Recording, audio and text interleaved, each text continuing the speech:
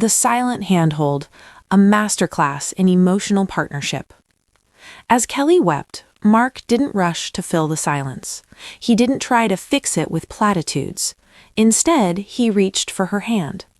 That simple gesture spoke volumes. Nonverbal intimacy. Sometimes presence is more powerful than words. Emotional load-bearing. Mark had already told Kelly, "I know you're taking it hard, so I'll do the heavy lifting today."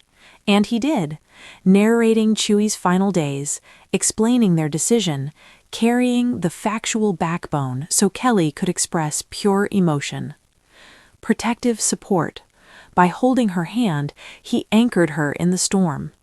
This was not one-sided. Kelly, even in grief, brought light into the sorrow.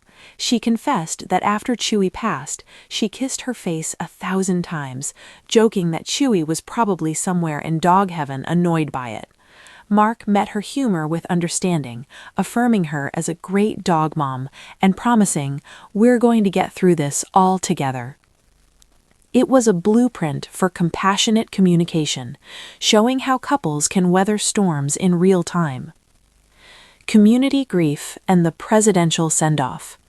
Chewy wasn't just their dog, she was the neighborhood's dog. Kelly shared how their mail carrier and neighbors came to say goodbye, describing the send-off as presidential. This outpouring of support reflected something universal. Grief is lighter when shared. Viewers flooded the show with comments like, "Crying with you, my heart goes out to you both." In that moment, Live with Kelly and Mark became more than a talk show. It became a shared space for collective mourning, reminding millions that pet loss is real, valid, and deeply human. Vulnerability as strength in the age of perfection.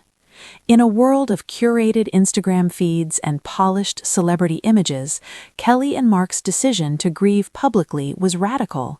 They allowed millions to see red eyes, halted speech, and the struggle for control. Kelly admitted her discomfort. But by doing so, she normalized grief. She gave permission for others to feel the depth of their own losses. And in that authenticity, she and Mark forged a connection with their audience that transcended the typical host-viewer relationship. This vulnerability became their greatest strength. It showed that true partnership doesn't compartmentalize. It carries the personal into the professional and finds support systems in both arenas. The architecture of an enduring marriage. What this episode illuminated was not just grief, but the pillars of Kelly and Mark's marriage. Emotional load-bearing, the conscious agreement to take turns carrying emotional weight. Non-verbal intimacy, the silent handhold, the presence that says, "I'm here." Shared history and humor, turning grief into tribute by recalling Chewy's quirks. Public and private alignment, the courage to let their authentic partnership be seen. Their marriage thrives not on perfection, but on adaptability. They know when to speak and when to be silent, when to lead and when to support. And they showed millions how private sorrow can become a moment of public human connection. Lessons for all of us. Kelly and Mark's moment of grief wasn't just about them, it offered lessons for anyone navigating love, loss, or partnership. Grief is universal. Whether it's a pet, a parent, or a friend, loss touches us all. Support doesn't always need words. Sometimes a handhold is enough. Humor heals. Even in sorrow, shared laughter can be a balm. Authenticity connects. Vulnerability isn't weakness, it's the bridge to deeper relationships. Conclusion: love, loss, and the silent handhold.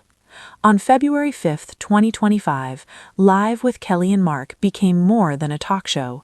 It became a living testament to love, grief, and partnership. Chewy's passing marked an era in their family, but the way Kelly and Mark navigated that loss, together, publicly, vulnerably, offered something rare and beautiful. It reminded us that marriage is not about perfection, but about resilience. that grief, when shared, becomes bearable, and that sometimes the most powerful words are not spoken at all, but felt in the silent press of a hand.